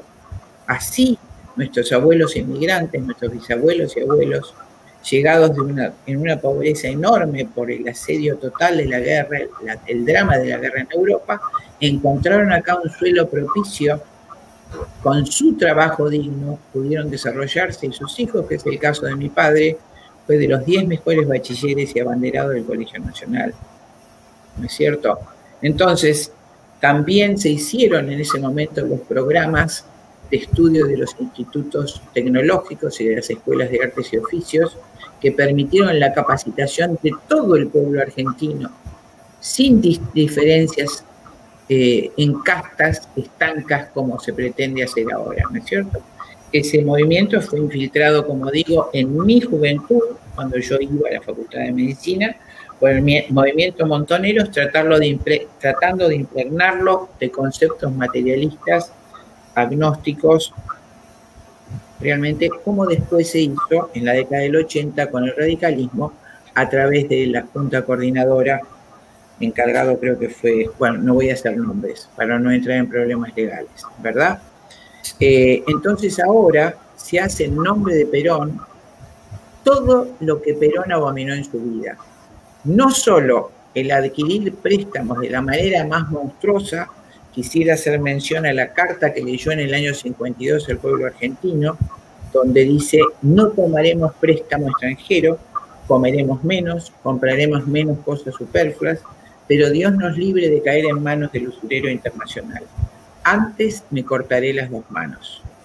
Poco tiempo después, todo esto está en nuestro archivo histórico, si no lo han destruido en este tiempo, hasta hace 2 o 3 años estaba, aparece en el diario The Times la respuesta del primer ministro inglés, el abominable Churchill, quien dice en una pequeña columna de respuesta en su primer renglón: a ese HDP lo perseguiré en vida y después de muerto. Y curiosamente, Perón muere muchos años después, en el 74, y meses después de su muerte, se recuerdan los dos, el cajón fue profanado y se le cortaron las 2 manos. 2 más 2 es 4, ¿no? Yo creo que es una persecución sin olvido ni perdón, y que por eso mismo, por ese odio, se trata de hacer todo lo que Perón abominó en su vida en nombre del mismo peronismo. Tomar préstamos irracionales, participar de políticas de control de natalidad, legalizar el aborto, votarlo en el seno del mismo partido peronista. Es una burla, y es una burla, ¿cómo les diría? Es una venganza espiritual.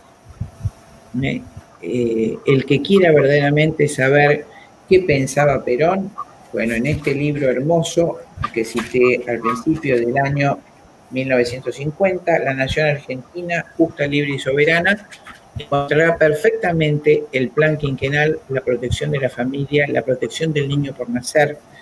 El que quiera estudiar encontrará este instituto que acabo de citar, creado en ese momento, que fue el Instituto Argentino de Promoción de Intercambio. Y, por supuesto, en los años 74, que ustedes me pidieron, la creación de la Comisión Demográfica, por primera y única vez en la historia de la Argentina, dependiente del Ministerio del Interior. No sé si he sido clara en lo que me han preguntado o si queda algo por saber o por abundar. Bueno, Chinda, te agradezco tu exposición. Me pasa que cuando te escucho, Chinda, cuando lo escucho a Marcelo, veo todo con una claridad apabullante. O sea, no es solamente información, sino ordenada. Y creo que al público, quienes nos están viendo, le pasa lo mismo. Es decir, es todo tan claro. Perón no se limita a una concepción provida, lo cual sabemos que era de una perspectiva cristiana, que la tenía desde luego, sino desde una posición geopolítica. Ustedes recuerdan que cuando en el año 2003 Néstor Carlos Kirchner, recién asumido, se reúne con el presidente Bush, le regala un ejemplar del primer ensayo sobre los principios de la población de Tomás Malthus. Sí. Un regalo que quedó como en una suerte de incógnita. Todos obviamente que olfateábamos, los que estamos en estos temas, el mensaje que le estaba dando el presidente Bush al entonces presidente Néstor Kirchner en el año 2003. Yo digo, yo veo todo con una claridad, y Perón, como estadista, se anticipaba varias décadas a cuáles eran los problemas que íbamos a tener los países emergentes en desarrollo, llamémosle periféricos, y que todavía tenemos. Entonces yo les agradezco a ambos, porque la verdad es que es un ordenamiento tan claro de los cimientos sobre los cuales se emplaza la doctrina. Y yo, Chinda, dos cosas. Primero te quería hacer una pregunta más desde el sentimiento, ¿no? Y después me gustaría abrir una puerta, también invitarlo a Marcelo a que dialoguen, si hay algún punto como para, digamos, para desarrollar o profundizar. ¿Vos qué sentís cuando ves estos eslóganes hoy que se desembosadamente y ligeramente aparecen con una imagen de Eva Perón con un pañuelo verde que dicen aborto es justicia social, a la luz de todo lo que hemos dicho? Porque muchos hablan de que hay que hacer un ayornamiento, de que algunas ideas del peronismo han quedado estancadas. Digo, si es doctrina, no se puede cambiar, porque si no, no es por definición. No solo eso. Mira, Lucas, quiero decirte, en principio, que es una falta total de respeto y una infame mentira, porque Eva fue mucho más abundante que Perón en la proscripción del aborto. Dijo que era el flagelo del que la Argentina debía desprenderse, que el peor flagelo de la República Argentina era el crimen del aborto. Eva Perón lo dijo en todos sus discursos, y que era necesario proteger a la madre y al niño por nacer. Quiero aclarar que Eva era terciaria franciscana.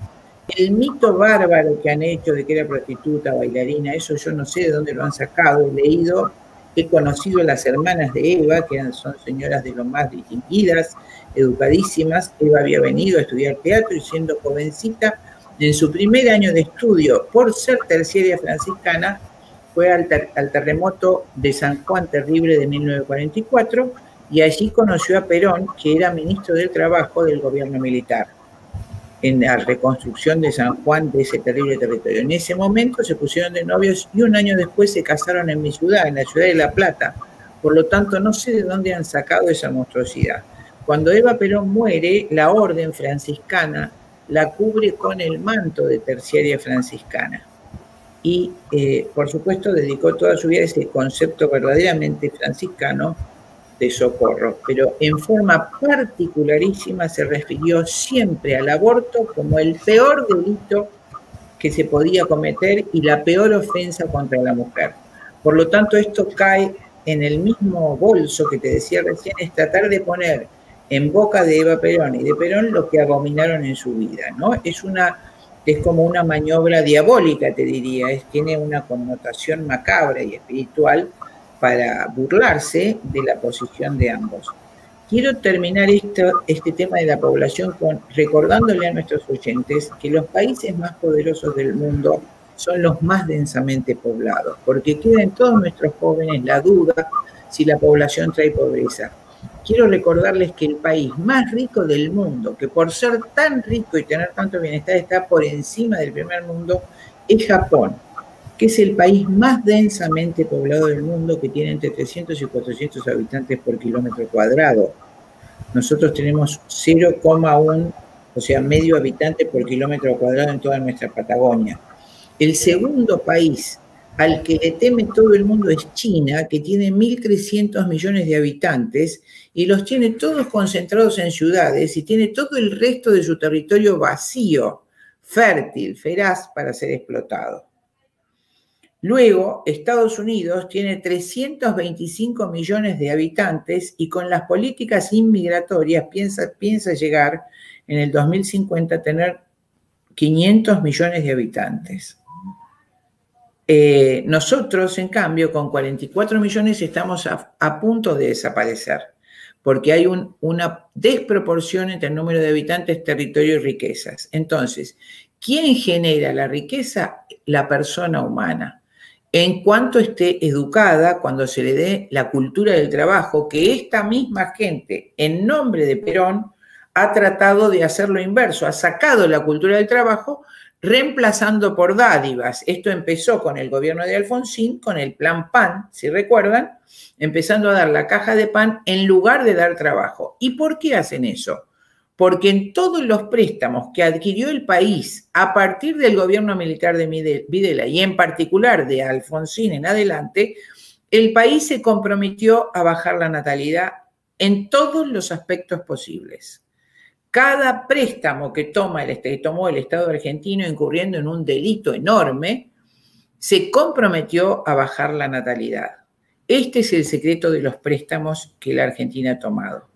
Quiero decirle a nuestros oyentes que los préstamos son ilícitos para el derecho nacional e internacional, que así lo sancionó el juez Ballesteros en el año 2003 ante la presentación de Alejandro Olmos sobre la ilegitimidad e ilegalidad de la deuda externa argentina, que fue el presidente Alfonsín el que reconoció como primer presidente democrático la legitimidad de la deuda, y luego, por supuesto, Kirchner y su mujer dijeron: ambos, no cuestionaré la legalidad de la deuda, porque todos se ven interesados en mantener esa deuda.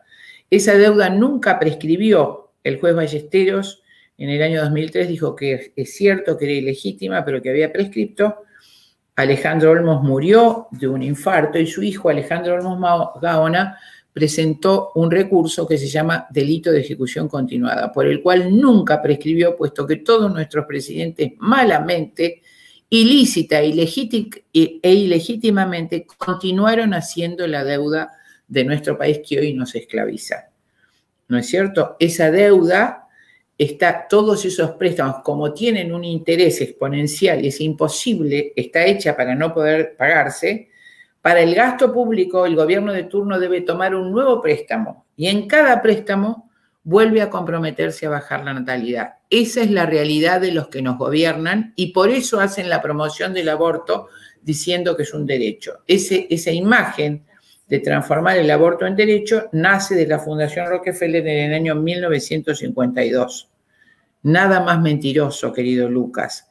No hay nada más traumático y humillante para una mujer que por propia voluntad destroce al hijo de sus entrañas o lo envenene con misoprostol. Podrá curar la herida de su cuerpo, pero su alma eternamente, hasta el último día de su vida, clamará por ese hijo que mató. Esa es la verdad. 1952, año en que muere Evita, fíjate vos, ¿no? Ahí se crea la mentira, coincidentemente. Brillante, la verdad, las exposiciones brillantes. Ahí Jonathan me escribió por el chat privado, me comentaba que están con tormenta, de donde está transmitiendo, está con algunos problemas de conectividad, así que le estoy ayudando un poco a moderar esta charla. Llevamos 1 hora 37 minutos de transmisión. Y me gustaría, si quieren, hacer una suerte de cierre, tanto Marcelo, ¿no? y Chinda, sobre esta temática, una suerte de epílogo, ¿no? de colofón, bueno, dando un cierre a esta tertulia, puede ser dialogando entre ustedes o dando algún mensaje en este día conmemorativo. Recordémoslo, estamos aquí reunidos conmemorando el retorno de Perón a la Argentina. Si te parece, Marcelo, Chinda, le dejo las palabras para que redondeemos una idea final antes de dar por terminada esta reunión, en la que estaba convocada el compañero Guillermo Moreno, pero Jonathan Ramos ya lo ha explicado y lo ha dicho en el chat. Bueno, por compromisos asumidos con el canal Crónica se le superponía una parte de la transmisión y bueno, no nos pudo acompañar en esta oportunidad. Así que les dejo la palabra a ustedes como para finalizar esta jornada y después nos despedimos de la gente. No sé quién quiere empezar, Marcelo, Chinda. Marcelo. No escucho. Me parece que estás muteado, Marcelo. Ahora sí. Decía, muchas gracias, Chinda. Estoy profundamente emocionado. Cuando la escuché me emocioné. Lo más profundo de mi ser se emocionó. Hasta te diría que tengo los ojos con lágrimas. Tengo los ojos con lágrimas porque duele tanta traición, ¿se entiende? Duele tanta traición, ¿se entiende? Al pensamiento de Perón y Evita. Duele tanta traición.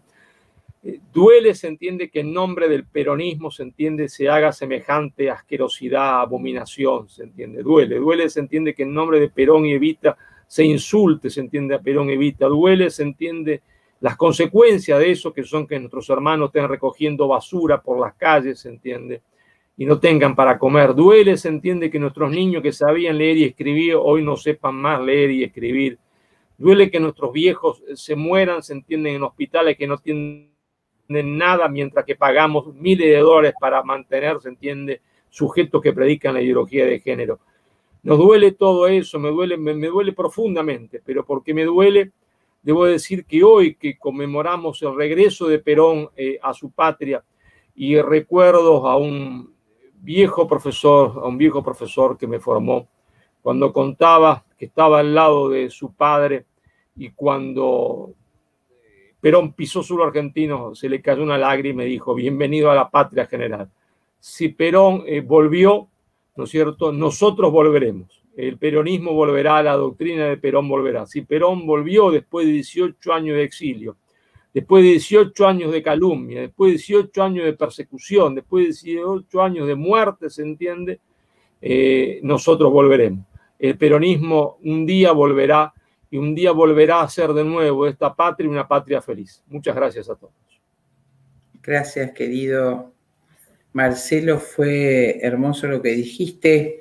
No voy a agregar nada, solamente que quiero llamar a la unidad a todo el pueblo argentino, que realmente si uno quisiera evocar la intencionalidad que tuvo Perón cuando volvió ya cansado y probablemente con el cáncer que lo mató en ciernes, fue la de unificar seguramente el país, porque así lo expresó muchas veces cuando estaba en España, y también a los que vienen rectamente del movimiento de Irigoyen, a todos los que han aplaudido la gesta de Rosas, todos los que han tenido un concepto de nación, en vez de repudiar al peronismo, yo propongo que traten de elevar su alma, ver realmente la verdad de todo esto, ver por qué la Revolución Libertadora se ensañó contra Perón y desde entonces los gobiernos liberales han expoliado a nuestro país de todo su patrimonio, de toda nuestra cultura y han implantado este horror.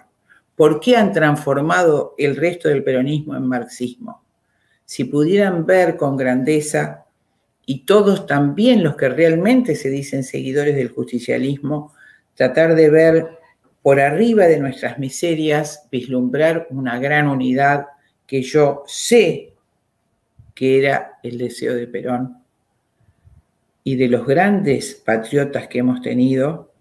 Les recuerdo que solo así, quiero a todos los que me escuchen, solo así podemos fundar nuevamente una nación grande por la que dieron la vida tantos argentinos gloriosos que nos preceden. Y quiero recordarles que solo así, levantando nuestras alas, volando por encima de la miseria de las disidencias, atrás de estos grandes ideales de una patria hermosa, con un territorio hermoso, lleno de riquezas, y con ese corazón grande del argentino, capaz de hacer una gauchada desinteresada, les recuerdo las palabras de Marechal para que emprendan ese vuelo con nosotros. Del laberinto solo se sale por arriba. Así tenemos que salir nosotros, queridos amigos. Un abrazo desde La Plata. Gracias, Marcelo. Gracias a vos. Hermosas palabras, ¿no? Qué hermosas palabras. Gracias, Chinda. Gracias, Marcelo, por esta jornada. Yo, en lugar de Jonathan, que insisto, con sus problemas de conectividad, me pidió que un poco anfitrione en su lugar, les agradezco profundamente. Ambos citaron, ¿no?, esto de salir por arriba de los laberintos, coincidentemente. Les agradezco mucho haber estado acompañándonos. Les pido a los que nos están viendo que se suscriban al canal. Y también, para resumir, quería despedirme yo de ustedes, a quien estoy muy agradecido por haberme, dado la oportunidad de acompañarlos. Decía Perón que hay dos clases de lealtades: la que nace del corazón, que es la que más vale, y la de los que son leales cuando no les conviene ser desleales. Y hoy estamos viendo cómo estas nuevas formas de proscripción del peronismo están periclitando, porque el peronismo en su forma verdadera y genuina va a salir, como dijo Marcelo, como dijiste vos, Chinda, a la luz nuevamente. Les agradezco a todos hasta aquí esta jornada patriótica, esta jornada peronista, y le pido a Matías y a Guillermo, que son los que están esperando, que están, digamos, haciendo un poco las veces de operadores técnicos, que nos indiquen después, digamos, detrás de cámara cómo seguimos. Muchas gracias a todos por acompañarnos hoy. Suscríbanse al canal de Jonathan Ramos, que hay un montón de debates sobre filosofía, teología, filosofía tomista. Son muy interesantes. El otro día compartimos una charla junto a Ricardo Poviersin sobre posmodernidad y demás. Así que está muy bueno. Les agradezco a todos por estar. Será seguramente hasta un próximo encuentro. Muchas, pero muchas gracias. Gracias. Gracias a todos. Gracias.